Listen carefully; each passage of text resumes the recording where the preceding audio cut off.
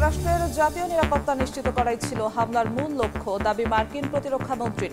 পরমাণু কেন্দ্রে অভিযান সফল দাবি করে এবার ইরানের সরকার পরিবর্তনের ইঙ্গিত ট্রাম্পের।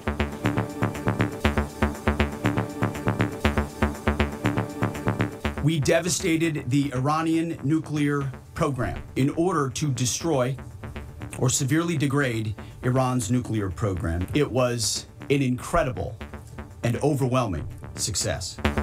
ইসরায়েলে ক্যাসেল বাস্টার মিসাইল ছুড়ল ইরান। হামলা জোরদারের ঘোষণা খামেনির। হরমুজ প্রণালী বন্ধের অনুমোদন পার্লামেন্টে। জাতিসংঘের নিরাপত্তা পরিষদে যুদ্ধবিরতির প্রস্তাব তুলল রাশিয়া, চীন।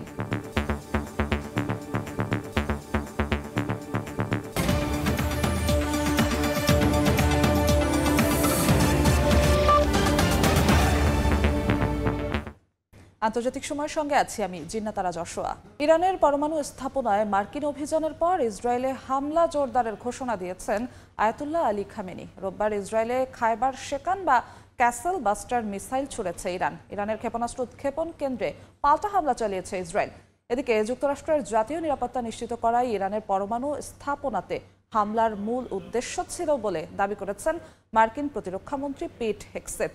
অন্যদিকে জাতিসংঘের নিরাপত্তা পরিষদে ইরানে যুদ্ধবিরতির প্রস্তাব তুলেছে রাশিয়া, চীন ও পাকিস্তান। ইরানে যুক্তরাষ্ট্রের অপারেশন মিডনাইট হ্যামারের প্রতিবাদে রোববার ইসরায়েলে প্রথমবারের মতো খায়বার শেকান ছুড়েছে ইরানের ইসলামী বিপ্লবী গার্ড বাহিনী। বিবৃতিতে তারা জানায়, হামলার লক্ষ্য ছিল ইসরায়েলি সামরিক কমান্ড সেন্টার, প্রতিরক্ষা বিজ্ঞান গবেষণাগার ও তেল আবিবের বেন গুরিয়ন বিমানবন্দর। জবাবে ইসরায়েলি বাহিনী ইরানের পশ্চিমাঞ্চলে পাল্টা হামলা চালায়, ধ্বংস করে ইরানের ক্ষেপণাস্ত্র উৎক্ষেপণ কেন্দ্র। শাসন পরিবর্তন নয়, বরং পরমাণু হুমকি নিষ্ক্রিয় করাই ছিল হামলার মূল লক্ষ্য। রোববার পেন্টাগনে সংবাদ সম্মেলনে এমনটাই দাবি করেন মার্কিন প্রতিরক্ষা মন্ত্রী পিট হেগসেথ। জানান, এটি কোনো সরকার বদলের অভিযান নয়, বরং জাতীয় নিরাপত্তা রক্ষায় একটি সুনির্দিষ্ট অপারেশন। হেগসেথ আরও বলেন, তেহরানকে বার্তা দিয়ে শান্তিপূর্ণ সমাধানের আহ্বান জানানো হয়েছিল। তবে ইরান যদি যুক্তরাষ্ট্রের নাগরিক বা ঘাঁটিতে হামলা করে, তবে তার জবাব হবে চরম বিধ্বংসী। যুক্তরাষ্ট্র প্রস্তুত রয়েছে বলেও মন্তব্য করেন তিনি। এদিকে রোববার নিউ ইয়র্কে জরুরি বৈঠকে বসে জাতিসংঘের নিরাপত্তা পরিষদ। আলোচনার কেন্দ্রবিন্দু ছিল ইরানের পরমাণু স্থাপনাগুলোতে হামলা ও এই আগ্রাসনের বিরুদ্ধে তীব্র উদ্বেগ। মধ্যপ্রাচ্যে অবিলম্বে যুদ্ধবিরতির দাবি জানিয়ে একটি খসড়া প্রস্তাব তুলেছে রাশিয়া, চীন ও পাকিস্তান। জাতিসংঘ মহাসচিব আন্তোনিও গুতেরেস বলেন, এখনই না থামালে পরিস্থিতি আরও ভয়াবহতার দিকে যাবে। কাকুলি আখতার, সময় সংবাদ। ইসরায়েল ইরান সংঘাতের সবশেষ পরিস্থিতি নিয়ে আলোচনার জন্য স্টুডিওতে আছেন সহকর্মী আমিরুল ইসলাম আলিফ। আলিফ, আপনাকে স্বাগত। যশোর, আপনাকে ধন্যবাদ। আলিফ, গতকাল যেমন দেখলাম যুক্তরাষ্ট্র অবশেষে যুদ্ধে জড়িয়েই গেল, তাদের নাম যুদ্ধে জড়ালো এবং আজকে আমরা যেমনটা জানি খবর, কিছুক্ষণ আগে প্রতিবেদনে দেখলাম যুক্তরাষ্ট্রের প্রতিরক্ষা মন্ত্রী বলেছেন যে যুক্তরাষ্ট্রের নিরাপত্তা নিশ্চিতের লক্ষ্যে এই হামলা তারা চালিয়েছে। আসলে কোন দিকে যাচ্ছে, কেন যুক্তরাষ্ট্রের মনে হলো তাদের নিরাপত্তা নিশ্চিতের যে বিষয়টি রয়েছে, একই সঙ্গে কিন্তু ডোনাল্ড ট্রাম্পের পক্ষ থেকে বলা হয়েছে ইরানের শাসন ব্যবস্থায় একটি পরিবর্তন আনা যুক্তরাষ্ট্রের এই হামলার একটি অন্যতম মূল উদ্দেশ্য। এই জায়গায় যদি যুক্তরাষ্ট্রের এই হামলার উদ্দেশ্যের দিকে আমি আসি, সেখানে আপনি খেয়াল করে দেখবেন যুক্তরাষ্ট্র শুরু থেকেই কিন্তু ইরানের শাসন ব্যবস্থায় একটি পরিবর্তনের বিষয় আগে থেকেই বলে আসছিল। অর্থাৎ এই যে বর্তমানে খামেনি প্রশাসন, এই প্রশাসনের কারণে নিউক্লিয়ার যে স্থাপনাগুলো অর্থাৎ পরমাণু বিষয়ক যে শক্তিমত্তা বৃদ্ধির যে জায়গাটি, ইউরেনিয়াম সমৃদ্ধকরণের যে জায়গাটি, এই সমস্ত জায়গায় ইরানের যে শক্তিমত্তা বৃদ্ধির অংশ, সেটি কিন্তু যুক্তরাষ্ট্রের জন্য হুমকিস্বরূপ যুক্তরাষ্ট্র ধরে নিয়ে আসছিল এবং সেই জায়গা থেকে পরমাণু স্থাপনাগুলোকে লক্ষ্য করে, সামরিক স্থাপনাগুলোকে লক্ষ্য করে ইরানের বিরুদ্ধে ইসরায়েলের যে হামলা, সেই হামলাগুলো চলে আসছিল এবং এই জায়গায় পারমাণবিক স্থাপনা লক্ষ্য করে হামলা সুনিশ্চিতভাবেই প্রমাণ করে এই জায়গাটিতে যুক্তরাষ্ট্র কতটা ভীত সন্ত্রস্ত ছিল ইরানের হাতে এই শক্তিমত্তা উঠে যাওয়ায়। এবং মধ্যপ্রাচ্যে কোনো মুসলিম দেশগুলোর কাছে এই পরমাণু স্থাপনা কিন্তু তাদের কাছে একটি হুমকিস্বরূপ এবং সেই জায়গা থেকে যুক্তরাষ্ট্রের এই হামলা এবং যুক্তরাষ্ট্র যে হামলা চালালো সে নিয়ে কিন্তু যুক্তরাষ্ট্রের ভেতরে বাহিরে নানা রকম আলোচনা সমালোচনা। আপনি এর মধ্যে জানেন অস্ট্রেলিয়ার পক্ষ থেকে এবং ইউরোপের বিভিন্ন অংশ থেকে কিন্তু যুক্তরাষ্ট্রের এই হামলার সমর্থনে কথাবার্তা বলা হয়েছে। আমরা যদি কিছু তথ্য দেখে নেই, যেমনটি বলছিলাম, যুক্তরাষ্ট্রের জাতীয় নিরাপত্তা নিশ্চিত করতেই ইরানে হামলা চালানো হয়েছে, এমনটি কিন্তু আমরা প্রতিবেদনেও দেখছিলাম, এবং ইরানের সরকার পরিবর্তনের ইঙ্গিত দেওয়া হয়েছে ডোনাল্ড ট্রাম্পের পক্ষ থেকে, যেমনটি আমরা বলছিলাম। ইসরায়েলের বিরুদ্ধে হামলা জোরদারের ঘোষণা দিয়েছে খামেনি। অর্থাৎ এই যে যুক্তরাষ্ট্রের এই হামলা, আয়াতুল্লাহ আলী খামেনি প্রথম থেকে বলে আসছিলেন যুক্তরাষ্ট্র যদি সংঘাতে জড়িয়ে যায়, অর্থাৎ যুক্তরাষ্ট্র যদি এই সংঘাতে সক্রিয়ভাবে অংশ নেয়, সেটি পুরো মধ্যপ্রাচ্যকে নরকে পরিণত করবে, এরকম একটি হুঁশিয়ারি খামেনির পক্ষ থেকে আসছিল, এবং সেই হুঁশিয়ারি জায়গা থেকে কিন্তু ইরান প্রশাসন এখনো সরে আসেনি। আমি একটু যুক্ত করতে চাই, যেহেতু আপনি খামেনির কথা তুললেন, ইরানের তরফ থেকে পাল্টা আক্রমণ কি ছিল, কিংবা ইরানের তরফ থেকে পাল্টা প্রতিক্রিয়া কি হচ্ছে এখন? পাল্টা প্রতিক্রিয়া হিসেবে ইরানের পক্ষ থেকে বলা হয়েছিল যুক্তরাষ্ট্রে, অর্থাৎ মার্কিন নাগরিকদের হামলা করা এখন ইরানের জন্য যথেষ্ট পরিমাণে যুক্তিসঙ্গত। অর্থাৎ এখন আর যুক্তরাষ্ট্রে হামলা চালানো কিংবা মার্কিন নাগরিকদের উপর হামলা চালাতে ইরানের পক্ষ থেকে নীতিগত কোনো বাধা আর নেই, এমন প্রতিক্রিয়া কিন্তু প্রথম দফায় ইরানের পক্ষ থেকে এসেছিল। এবং পরবর্তীতে আমি যদি আরো জানিয়ে রাখি, ইরানের পক্ষ থেকে এই যে হামলা, এই হামলার পরবর্তীতে যুক্তরাষ্ট্রের পক্ষ থেকেও কিন্তু সংবাদ সম্মেলন করে জানানো হয়েছে। ডোনাল্ড ট্রাম্প প্রথমে বলেছিলেন এই হামলাই শেষ নয়, হামলা আরও হবে, এবং পরবর্তীতে পেন্টাগনের পক্ষ থেকেও সংবাদ সম্মেলনে ঘোষণা ডোনাল্ড ট্রাম্প দিয়েছিলেন। এবং পেন্টাগনের পক্ষ থেকে যখন সংবাদ সম্মেলনটি করা হলো, সেই জায়গায় যুক্তরাষ্ট্রের প্রতিরক্ষামন্ত্রী পিট হেগসেথ তিনি কিন্তু একে সাফল্য হিসেবে আখ্যা দিয়েছেন, এবং এই যে তার সাফল্যের জায়গাটিতে ডোনাল্ড ট্রাম্প যেমন বলেছিলেন, সেই একই সুর মিলিয়ে পিট হেগসেথ কিন্তু বললেন মার্কিন সেনা ছাড়া কারো পক্ষে এইভাবে হামলা চালানোটি আসলে সম্ভব ছিল না, এবং আমরা জানি এটি তার এই কথার মধ্যে দিয়েই কিন্তু তিনি এটি প্রকাশ করেছেন। এবং একে যে এই যে পিট হেগসেথ যে সাফল্য হিসেবে তুলে ধরলেন, এ নিয়ে যুক্তরাষ্ট্রের ভেতরে বাইরে বিভিন্ন রকম প্রতিক্রিয়া রয়েছে। এ নিয়ে আমরা একটি প্রতিবেদন দেখে আসতে চাই।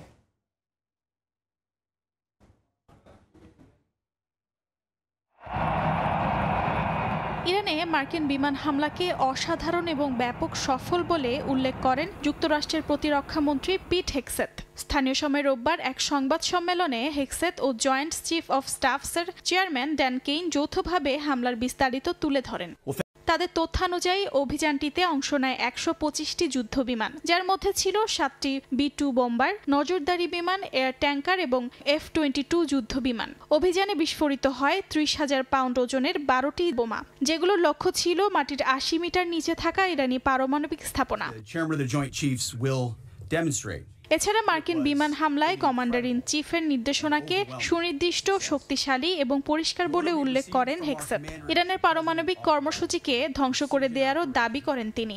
তবে এই হামলার লক্ষ্য ছিল শুধুই পারমাণবিক স্থাপনা, ইরানি সেনা বা সাধারণ জনগণ নয়, বলেন যুক্তরাষ্ট্রের প্রতিরক্ষামন্ত্রী। এছাড়া প্রতিশোধের চিন্তা করাও মারাত্মক ভুল হবে বলে হুঁশিয়ারি দেন তিনি। ড্যান কেইন বলেন, এই অভিযান বিশ্ব দরবারে যুক্তরাষ্ট্রের সক্ষমতাকে তুলে ধরেছে। অর্জিতা শেহজিন, সময় সংবাদ। যশোর আমরা প্রতিবেদন দেখছিলাম, এই জায়গায় আমি আরেকটু তথ্য যোগ করে রাখতে চাই। এই যে যুক্তরাষ্ট্রের হামলা, এর আগ থেকেই কিন্তু ইরানের পক্ষ থেকে বলে আসা হচ্ছিল এবং আন্তর্জাতিক মহলে একটি শঙ্কা প্রকাশ করে আসা হচ্ছিল, ইরান যদি হরমুজ প্রণালী বন্ধ করে দেয়, তার প্রভাব আসলে বিশ্ব অর্থনীতিতে কেমন পড়বে। এবং আপনি জেনে থাকবেন, যুক্তরাষ্ট্রের এই হামলার পরবর্তীতে কিন্তু ইরানের পার্লামেন্টে হরমুজ প্রণালী বন্ধের নীতিগত সিদ্ধান্তটি হয়ে গেছে। অর্থাৎ হরমুজ প্রণালী বন্ধ হলে যে সমস্ত আশঙ্কা করা হচ্ছিল, তা এখন সত্যে পরিণত হওয়ার একটি ধাপ রয়েছে। এবং এই যে হরমুজ প্রণালী বন্ধ হওয়া, এ নিয়ে কিন্তু বিশ্ববাজারে জ্বালানি তেলের সংকট, বিশ্ব অর্থনীতিতে একটি বড় ধরনের প্রভাব এর জন্য কিন্তু পড়তে যাচ্ছে। এছাড়া আলিফ যদি বলি, যুক্তরাষ্ট্র, আমরা প্রতিবেদনে দেখছিলাম যে যুক্তরাষ্ট্রেও কিন্তু যুক্তরাষ্ট্রের নাগরিকরা এছাড়াও বিভিন্ন দেশের নাগরিকরা কিন্তু যুদ্ধ বন্ধের আহ্বান জানাচ্ছে তাদের দেশের যে নেতা তাদের। শুধুমাত্র নাগরিকরা কিন্তু নয়, যুক্তরাষ্ট্রের ভেতরে মার্কিন সিনেটররাও কিন্তু ট্রাম্পের এই হামলাকে অসাংবিধানিক বলে আসছে, এবং এর পেছনে ট্রাম্পের এই যে তড়িঘড়ি করে হামলা চালানো, আপনি জানেন 2 সপ্তাহ সময় নেওয়ার পর ঠিকই পরের দিনই কিন্তু হামলাটি ডোনাল্ড ট্রাম্পের পক্ষ থেকে মার্কিন সেনারা চালিয়ে ফেললেন।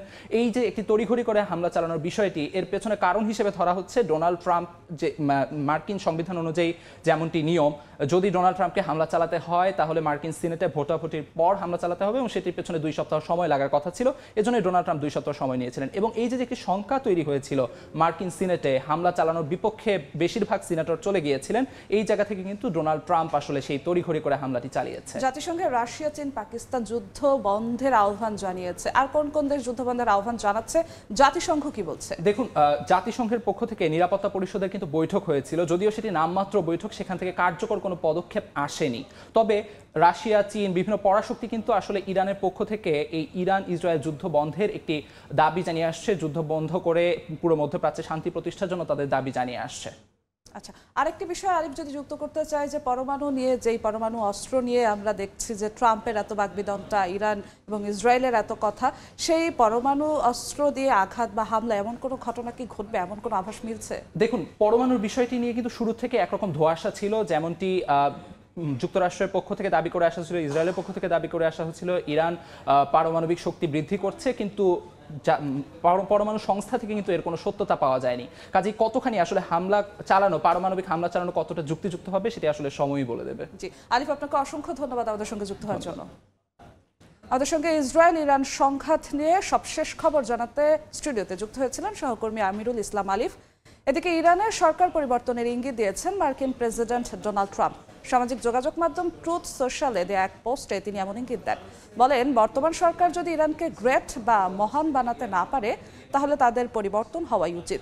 পোস্টের শেষে তিনি লেখেন MIGA, যা তার নির্বাচনী slogan make America great again এর অনুকরণে মেক ইরান গ্রেট অ্যাগেন বোঝাতে ব্যবহার করেছেন।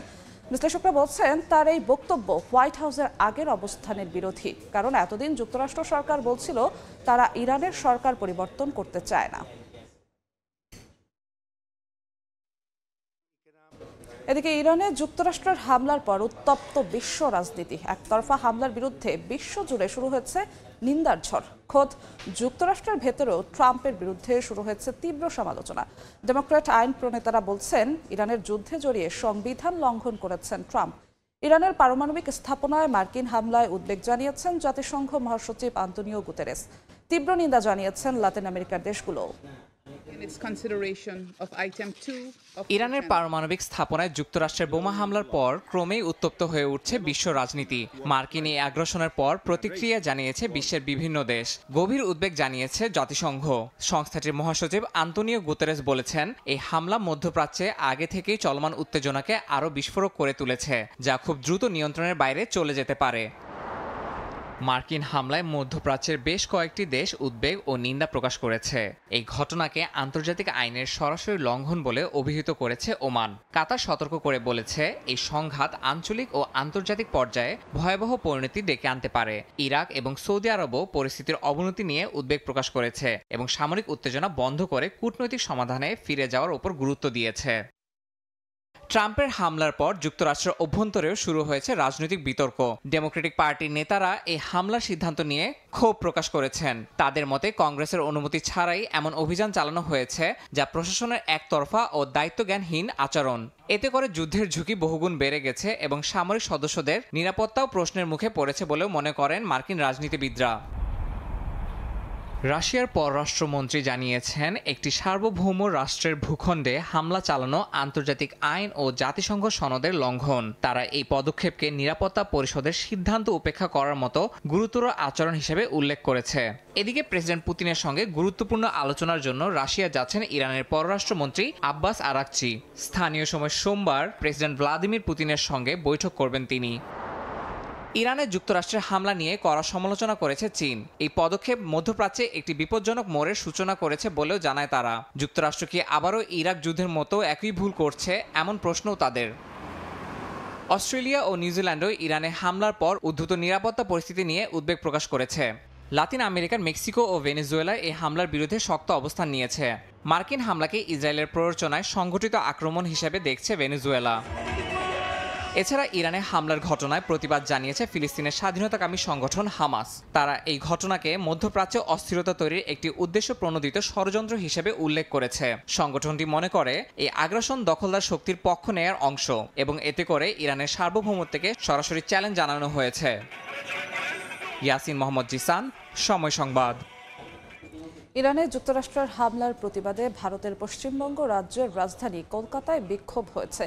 দেশটির বামপন্থী দলগুলো এই বিক্ষোভ করে। কূটনৈতিকভাবে আলোচনার মধ্য দিয়ে শান্তি প্রতিষ্ঠায় ইরান ইসরায়েলকে আহ্বান জানিয়েছেন ভারতের প্রধানমন্ত্রী নরেন্দ্র মোদী। যদিও এই ইস্যুতে বিজেপি সরকারের নিরাপত্তা নিয়ে প্রশ্ন তুলেছেন কংগ্রেস নেত্রী সোনিয়া গান্ধী। ভারত থেকে বিস্তারিত জানাচ্ছেন সুব্রত আচার্য। যুদ্ধ নয় শান্তি চাই স্লোগানে মুখরিত কলকাতার রাজপথ। রোববার পশ্চিমবঙ্গের রাজধানী শহরটিতে এভাবেই প্রতিবাদে সামিল হন শত শত মানুষ। শহরের উত্তর থেকে দক্ষিণ প্রান্তে প্রতিবাদ মিছিল এগিয়ে যায়। শুধু তাই নয়, বামপন্থী দলগুলোর আয়োজিত প্রতিবাদ মিছিলে পোড়ানো হয় মার্কিন প্রেসিডেন্ট ডোনাল্ড ট্রাম্পের কুশপুতুলো।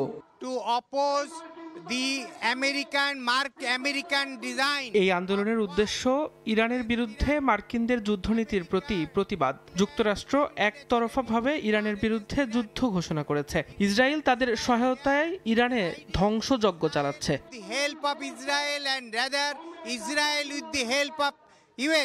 এদিন ইরানের প্রেসিডেন্টের সঙ্গে দীর্ঘ ফোনালাপ করেন ভারতের প্রধানমন্ত্রী নরেন্দ্র মোদী। পরে সামাজিক মাধ্যম এক্সের এক পোস্টে দুই দেশকে কূটনৈতিকভাবে আলোচনার মধ্য দিয়ে শান্তিতে ফেরার আহ্বান জানান তিনি।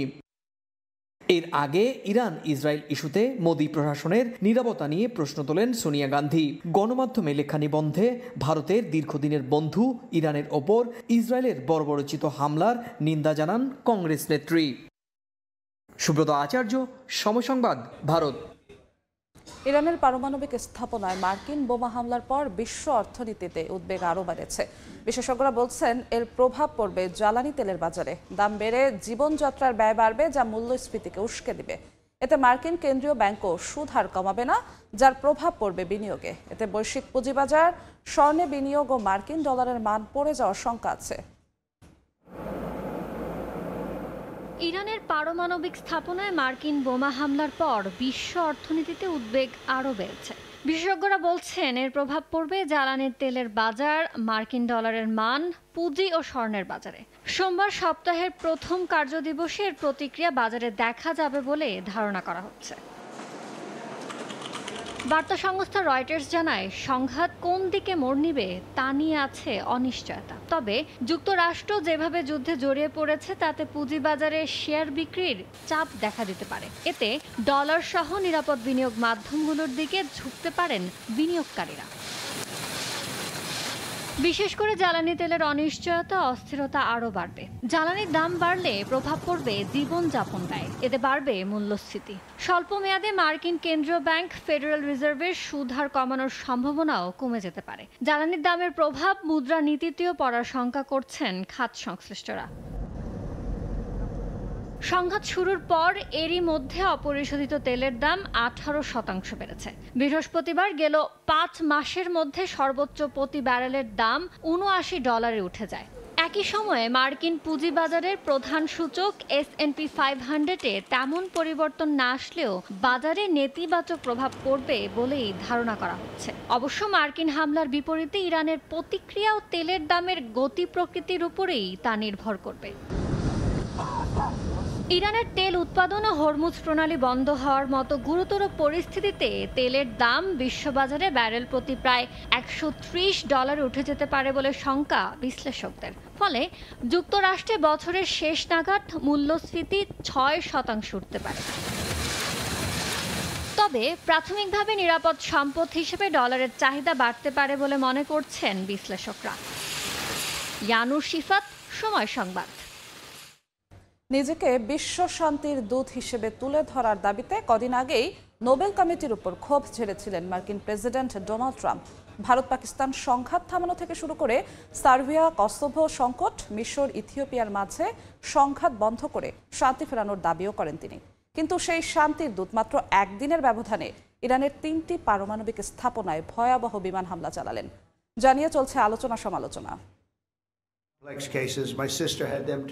মাত্র দুদিন আগেই শুক্রবার প্রেসিডেন্ট ট্রাম্প বলেছিলেন মধ্যপ্রাচ্যে যুক্তরাষ্ট্র সরাসরি জড়িত হওয়ার ব্যাপারে সিদ্ধান্ত নিতে আরও সময় নেবে। এ বিষয়ে ইরানকেও 2 সপ্তাহের সময় বেঁধে দেন। অথচ দুদিনের মাথায় ইরানের পরমাণু কর্মসূচির 3টি মূল স্থাপনায় সফল হামলার দাবি করলেন তিনি। তার ভাষায় এই আঘাত শান্তির দিকে একমাত্র উপায় হতে পারে। গত 13 জুন এবং হামলার আগের দিন 21 জুন ইসরায়েল একাধিকবার ইরানি স্থাপনায় হামলা চালায়। ট্রাম্প তখনও সরাসরি কোনো পদক্ষেপ নেননি। তার বক্তব্য ছিল শান্তি দরকার, তবে ধৈর্যের সীমা আছে। বিশ্লেষকরা বলছেন নোবেল শান্তি পুরস্কারের আশায় অভিমান থেকেই আগ্রাসনে নেমেছেন ট্রাম্প। ট্রাম্প একাধিকবার দাবি করেছেন তিনি বিশ্বের যুদ্ধ থামানোর রাজনীতিক। ভারত পাকিস্তান সংঘর্ষ, সার্বিয়া কসোভো সংকট, মিশর ইথিওপিয়ার মাঝে সংঘাত বন্ধ করে শান্তি ফিরিয়েছেন। এমনকি এর আগে দাবি করেছিলেন তার সময় হলে রাশিয়া ইউক্রেন আক্রমণ করত না। এত কিছু সত্ত্বেও নোবেল শান্তি পুরস্কার না পাওয়ার ক্ষোভ তাড়িয়ে বেড়াচ্ছিল ট্রাম্পকে। হামলার পরে হোয়াইট হাউস থেকে জাতির উদ্দেশ্যে দেয়া ভাষণে ট্রাম্প বলেন, শান্তি আসুক এটাই কামনা, কিন্তু যদি না আসে তাহলে ইরানের জন্য অপেক্ষা করছে এমন এক ট্র্যাজেডি যা ইতিহাসে লেখা থাকবে। এই অবস্থায় পরমাণু স্থাপনায় হামলার মধ্য দিয়ে ট্রাম্পের শান্তি স্থাপনের দাবিকে অযৌক্তিক ও মর্মান্তিক বলছেন বিশ্লেষকরা। ফারহাদ চৌধুরী, সময় সংবাদ। ইরানে হামলার পর এবার হুমকির মুখে মধ্যপ্রাচ্যে থাকা মার্কিন সামরিক ঘাঁটি। এর মধ্যেই তেহরান হুঁশিয়ারি দিয়েছে, মধ্যপ্রাচ্যে মার্কিন সেনা ও নাগরিকেরা এখন থেকে ন্যায্য প্রতিশোধের আওতাভুক্ত। এই উত্তপ্ত পরিস্থিতিতে প্রশ্ন উঠছে, মধ্যপ্রাচ্যের কোথায় মোতায়েন আছে মার্কিন সেনা, আর কোন কোন সামরিক ঘাঁটি সবচেয়ে বেশি ঝুঁকির মুখে?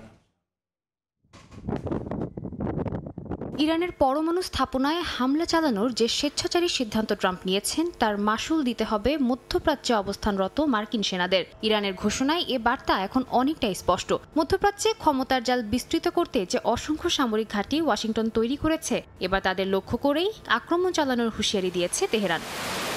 মধ্যপ্রাচ্যে অন্তত 19টি স্থানে মোতায়েন আছে মার্কিন সেনা, যার মধ্যে 8টি হচ্ছে স্থায়ী সামরিক ঘাঁটি। এর মধ্যে কাতার, বাহরাইন, কুয়েত, ইউএই ও ইরাকের ঘাঁটিগুলো ইরানের 2000 কিলোমিটারের মধ্যে পড়ে, যা দেশটির ব্যালিস্টিক ও ক্রুজ ক্ষেপণাস্ত্রের সরাসরি টার্গেটে পরিণত হতে পারে। ইরানের ভেতরে যুক্তরাষ্ট্রের কোনো সামরিক ঘাঁটি নেই, তবে পার্শ্ববর্তী প্রায় প্রতিটি দেশে মার্কিন সামরিক উপস্থিতি এখন উচ্চ সতর্কতায়।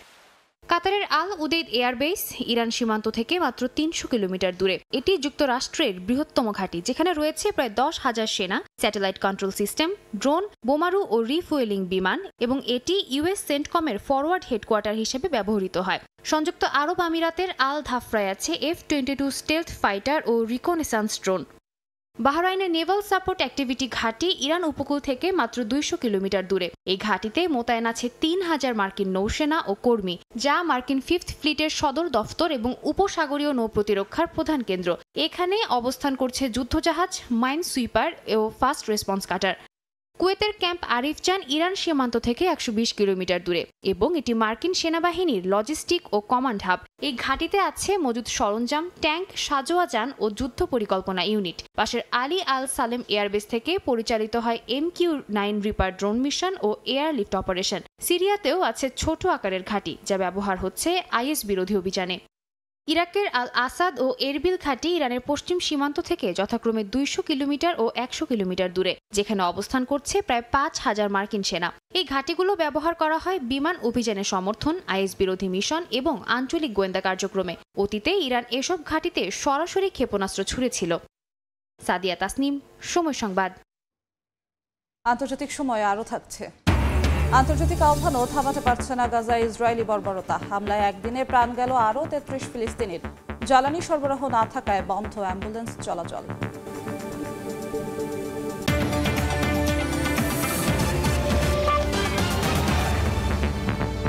ইরানে যুক্তরাষ্ট্রের হামলায় ব্যবহৃত হয়েছে বিশ্বের অন্যতম প্রযুক্তি নির্ভর B-2 স্টেলথ বোমারু যুদ্ধ বিমান। রাডার এড়িয়ে নীরবে আঘাত হানার সক্ষমতা সম্পন্ন এই বিমান শুধু কৌশলগত সুবিধাই দেয় না, বরং শত্রুপক্ষের প্রতিরক্ষাকে প্রায় অকেজো করে তোলে। এই বিমান ব্যবহারের মাধ্যমে সামরিক সক্ষমতা প্রদর্শন করল ওয়াশিংটন। ইরানের হামলায় যুক্তরাষ্ট্র ব্যবহার করেছে তাদের অন্যতম অত্যাধুনিক B-2 স্টেলথ বোমারু যুদ্ধবিমান। এই বিমানটি রাডার ফাঁকি দেওয়ার ক্ষমতার জন্য বিশেষভাবে পরিচিত, যা যেকোনো শত্রু অঞ্চলে নির্বিচারে ঢুকে আঘাত হানতে সক্ষম করে তোলে। ইরানের ক্ষেত্রে এই বিমান ব্যবহারের মাধ্যমে যুক্তরাষ্ট্র তাদের সামরিক সক্ষমতা প্রদর্শন করেছে। উড়ন্ত ডানা আকৃতির এই B-2 স্টেলথ বোমারু বিমানটি নর্থরোপ গ্রুম্যান কোম্পানি নির্মাণ করে এবং 1997 সালে এটি প্রথম যুক্তরাষ্ট্রের সেবায় যুক্ত হয়। এটি প্রায় 11,000 কিলোমিটার পর্যন্ত উড়তে পারে এবং মাঝপথে পুনরায় জ্বালানি গ্রহণ করলে দূরত্ব আরও বাড়ে। এটি সর্বোচ্চ 18 টন ওজনের অস্ত্র বহন করতে পারে এবং GPS নির্ভর নির্দেশনার মাধ্যমে লক্ষ্যবস্তুতে আঘাত হানে। তবে এর সীমাবদ্ধতা হলো প্রতি ইউনিটের তৈরি খরচ প্রায় 200 কোটি মার্কিন ডলার, যা এটিকে বিশ্বের সবচেয়ে ব্যয়বহুল বিমানগুলোর একটি করে তুলেছে। এই বিমান সাধারণত যুক্তরাষ্ট্রের মিজোরি, হোয়াইটম্যান, এয়ারফোর্স বেস থেকে পরিচালিত হয় এবং যে কোনো অপারেশনে ব্যবহারের আগে সর্বোচ্চ গোপনীয়তা বজায় রাখা হয়। গভীর রাত বা আবহাওয়াগত প্রতিকূলতাও এই বিমান ব্যবহারের সময়কাল নির্ধারণে ভূমিকা রাখে। এটি কোনো ধরনের সহায়ক বিমানের প্রয়োজন ছাড়াই এককভাবে দীর্ঘ দূরত্বের মিশনে সফলভাবে আঘাত হানতে সক্ষম, যা একে বিশেষভাবে কার্যকর করে তোলে। যুক্তরাষ্ট্রের উড়োজাহাজ চলাচল নিয়ন্ত্রণ বিভাগের তথ্য অনুযায়ী B-2 বিমান 30,000 পাউন্ড ওজনের বোমা বহন করতে সক্ষম, যা বাংকার বাস্টার নামে পরিচিত। ইরানে B-2 স্টেলথ বোমারু বিমানের ব্যবহার যুক্তরাষ্ট্রের কৌশলগত অবস্থান তুলে ধরেছে। এতে প্রতিপক্ষের প্রতিরক্ষা ব্যবস্থাকে বাইপাস করাই মূল লক্ষ্য ছিল। এটি ভবিষ্যতের যুদ্ধের ধরনের পরিবর্তনের ইঙ্গিত দেয়, যেখানে প্রযুক্তির উপস্থিতি আগাম বার্তা হয়ে উঠেছে। ইয়াসিন মোহাম্মদ জিসান, সময় সংবাদ। ইরানে হামলার পর আবারও আলোচনায় যুক্তরাষ্ট্রের বাংকার বাস্টার বোমা। নিখুঁতভাবে লক্ষ্যে আঘাত হানতে সক্ষম এই বোমা নিয়ে শুরু হয়েছে তুমুল জল্পনা কল্পনা। কি এই বাংকার বাস্টার, কতটুকুই বা শক্ষমতা, তা নিয়ে এবারের প্রতিবেদন। বাংকার বাস্টার ইরান ইসরায়েল সংঘাত শুরুর পর থেকে যার আলোচনা সবখানে। শব্দটি যতটা সাধারণ শোনায়, বাস্তবে ততটাই জটিলের বৈজ্ঞানিক কাঠামো। দ্বিতীয় বিশ্বযুদ্ধে এর ব্যবহার শুরু হলেও এর আধুনিকায়ন শুরু হয় ইরাক যুদ্ধের সময়। মাটির অনেক গভীরে গিয়ে আঘাত করতে সক্ষম হলেও এটিতে অন্যান্য যুদ্ধাস্ত্রের তুলনায় কম বিস্ফোরক ব্যবহৃত হয়। এর বিশেষ দিক হলো শক্ত ধাতব খোলসে মোড়ানো সরু মুখযুক্ত একটি ভারী স্টিলের নল, যা অনেকটা ড্রিল মেশিনের মতো কাজ করে। আকাশ থেকে পড়ার সময় গতির কারণে বিশাল জড়তা শক্তি অর্জন করে এবং মাটির নিচে গেঁথে গিয়ে লক্ষ্যে বিস্ফোরণ ঘটায়।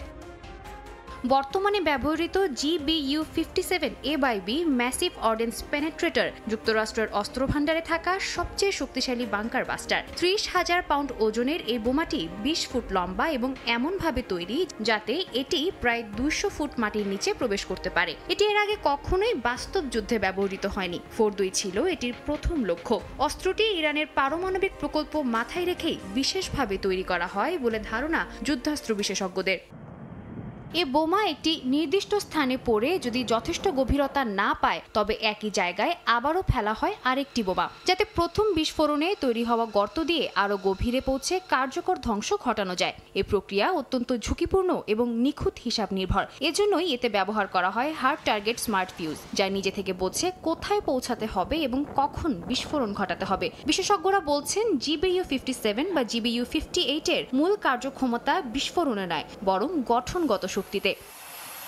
সাদিয়া তাসনিম, সময় সংবাদ। 24 ঘন্টায় গাজায় ইসরায়েলি বাহিনীর হামলায় 33 জন ফিলিস্তিনি নিহত হয়েছেন। এদিকে গাজা উপত্যকায় জ্বালানি ঢুকতে না দেয়ায় অ্যাম্বুলেন্স চলাচল পুরোপুরি বন্ধ হয়ে গেছে। পাশাপাশি চরম খাদ্য সংকটে ভুগছে লাখো ফিলিস্তিনি।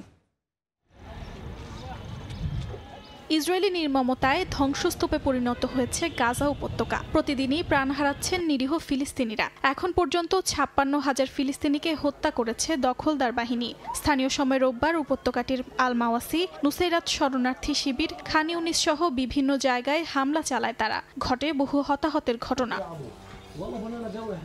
গাজা উপত্যকায় জ্বালানি ঢুকতে না দেয়ায় পুরোপুরি বন্ধ হয়ে গেছে অ্যাম্বুলেন্স চলাচল। খাবার ও ওষুধের অবরোধে 20 লাখের বেশি মানুষের পুরো জনগোষ্ঠী অনাহারের মুখে পড়েছে বলে জানায় গাজার স্বাস্থ্য মন্ত্রণালয়। এদিকে বিশ্ববাসীকে গাজার মানবিক বিপর্যয় ভুলে না যাওয়ার আহ্বান জানিয়েছেন পোপ চতুর্দশ লিও। মধ্যপ্রাচ্যের যুদ্ধ আরও বিস্তৃত হওয়ার প্রেক্ষাপটে এই আহ্বান জানান তিনি। বলেন, বিশেষ করে গাজায় মানবিক সহায়তা আরও জরুরি হয়ে পড়েছে। অর্জিতা শেহজিন, সময় সংবাদ। সিরিয়ার রাজধানী দামেস্কে একটি গির্জায় আত্মঘাতী বোমা বিস্ফোরণে নিহত হয়েছেন অন্তত 22 জন। স্থানীয় সময় রোববার শহরের ডৈলা এলাকার সেন্ট এলিয়াস চার্চে এই হামলা চালানো হয়। সিরিয়ার স্বরাষ্ট্র মন্ত্রণালয় জানায়, হামলাকারী প্রথমে গির্জায় প্রবেশ করে গুলি চালায়, এরপর নিজের শরীরে বাঁধা বোমার বিস্ফোরণ ঘটায়। হামলাকারী ইসলামিক স্টেটের সদস্য হতে পারে বলে ধারণা সিরিয়ার নিরাপত্তা বাহিনী। তার সঙ্গে একজন সহযোগী ছিল বলেও মনে করা হচ্ছে। এটি ছিল দামেস্কে আসাদ সরকারের পতনের পর প্রথম কোনো আত্মঘাতী হামলা।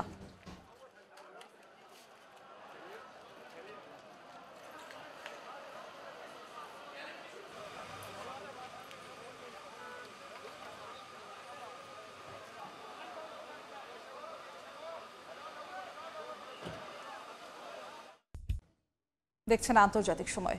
গ্রিসের পূর্ব এজিয়ান সাগরের চিওস দ্বীপে ভয়াবহ দাবানল দেখা দিয়েছে। জানা গেছে রোববার দুপুরে শুরু হওয়া আগুন তীব্র বাতাসের কারণে দ্বীপ জুড়ে দ্রুত ছড়িয়ে পড়েছে। সরিয়ে নেওয়া হয়েছে অন্তত 16টি জনপদের বাসিন্দাদের। কর্তৃপক্ষ জানায় আগুন 3টি জায়গায় ছড়িয়ে পড়লে বনভূমি ছাড়াও খামার এলাকা ও গুদামঘর ক্ষতিগ্রস্ত হয়। বিদ্যুৎ সংযোগ বিচ্ছিন্ন হয়ে পড়েছে দ্বীপের বিভিন্ন অংশে। প্রায় 140 জন দমকল কর্মী ও 70টি বন কমান্ডো ইউনিট কাজ করছে আগুন নিয়ন্ত্রণে।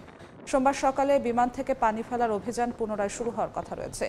পরিস্থিতি এখনও নিয়ন্ত্রণের বাইরে থাকায় আতঙ্ক ছড়িয়ে পড়েছে দ্বীপ জুড়ে।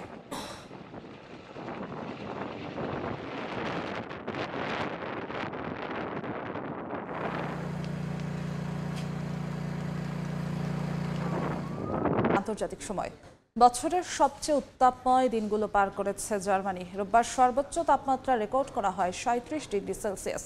পরিবেশ বিজ্ঞানীরা বলছেন পৃথিবীর উষ্ণতা বৃদ্ধির কারণেই প্রকৃতির এই বিপর্যয়। বিস্তারিত জানাচ্ছেন বিটু বড়ুয়া। গরমে হাঁসফাঁস জনজীবন, একে তো বৃষ্টির নেই দেখা, তার উপর প্রচণ্ড গরমে নাভিশ্বাস সাধারণ নাগরিকদের। এমন চিত্র ইউরোপের দেশ জার্মানিতে। দিনভর সূর্যের রুদ্রমূর্তি থেকে বাঁচতে কেউ আশ্রয় নিয়েছেন গাছের ছায়ায়, কেউ বা হ্রদের কাছে গিয়ে প্রাণ জোড়ানোর নিরন্তর চেষ্টা চালিয়ে গেছেন। স্থানীয় সময় রোববার জার্মানির প্রায় সব অঞ্চলেই সর্বোচ্চ তাপমাত্রা ছিল 30 ডিগ্রি সেলসিয়াসের উপরে, যা বছরের সর্বোচ্চ তাপমাত্রার রেকর্ড ছুঁয়েছে।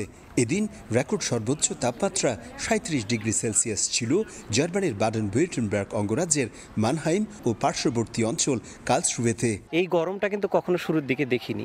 এই রিসেন্ট বছরগুলোতে এগুলো আমরা প্রচুর দেখছি। আবার বৃষ্টির ঘাটতিটা অবশ্যই চোখে পড়ছে। আমরা চেষ্টা করছি একটু পানির কাছাকাছি আসতে। এখানে আমরা আজকে ওয়ানজিতে এসেছি যাতে লেকের পাশে আমরা আর একটু ভালো ফিল করি, খুব বেশি গরম যেন না লাগে। তাপমাত্রার এমন ঊর্ধ্বগতিতে বাসিন্দাদের ঠান্ডা স্থানে অবস্থানের নির্দেশনা দেয় কর্তৃপক্ষ। পর্যাপ্ত পানি পান ও ফলমূল খাওয়ার পরামর্শ চিকিৎসক পুষ্টিবিদদের। রোদ্রের গরম থেকে বাঁচার জন্য আমাদের প্রত্যেকের সেফটির জন্য আমাদের সম্পূর্ণ প্রয়োজনীয় জিনিস রাখতে হয়, যেমন ফল, ফ্রুট, পানি, মাথার টুপি এবং ইত্যাদি। এই সব জিনিসগুলো সবসময় আমাদের সংগ্রহ করতে হয়। এদিকে তাপমাত্রা বৃদ্ধি, বাতাসের তীব্রতা ও শুষ্কতার কারণে দাবানলের সংখ্যায় বাডেন-ভিউর্টেনবার্গ প্রদেশের সবুজায়িত এলাকাগুলোতে 5 নম্বর সতর্কতা সংকেত দিয়েছে জার্মান আবহাওয়া অধিদপ্তর। দেশটির সাধারণ নাগরিকদের যেখানে সেখানে আগুন না জ্বালানোর আহ্বান জানিয়েছে মের্স প্রশাসন। তবে আসছে সপ্তাহ থেকে পরিস্থিতি স্বাভাবিক হবে বলেও জানায় আবহাওয়া অফিস। গত কয়েক বছর ধরে জার্মানিতে উষ্ণতা বৃদ্ধির বিষয়টি অবশ্যই আশঙ্কাজনক। এর ফলে দাবানলের সৃষ্টি, ফসলহানি এবং একই সাথে বন জঙ্গল পুড়ে যাওয়ার আশঙ্কাকে উড়িয়ে দিচ্ছেন না অনেকেই। তাই পৃথিবীর উষ্ণতা বৃদ্ধি রোধের আহ্বান পরিবেশ বিজ্ঞানীদের। জার্মানি থেকে বিটু বড়ুয়া, সময় সংবাদ। আন্তর্জাতিক সময়ের শীর্ষ সংবাদগুলো জানিয়ে দিচ্ছি আরেকবার। এবার ইরানের শাসক পরিবর্তনের ইঙ্গিত ডোনাল্ড ট্রাম্পের। ইসরায়েলের বিরুদ্ধে হামলা জোরদারের ঘোষণা খামেনির। হরমুজ প্রণালী বন্ধের অনুমোদন পার্লামেন্টে।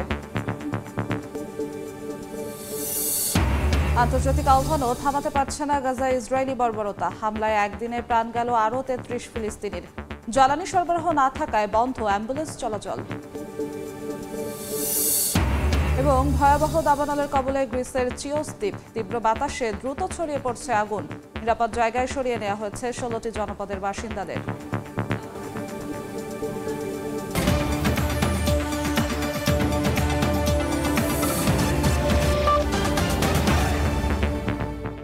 এ ছিল আন্তর্জাতিক সময়। সঙ্গেই থাকুন সময়ের।